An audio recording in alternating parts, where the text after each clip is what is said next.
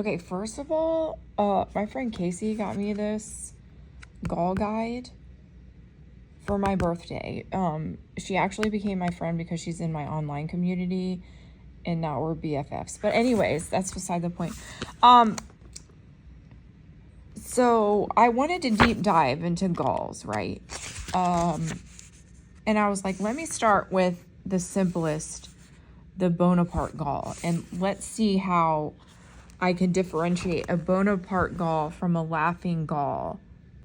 Laughing gall. Okay.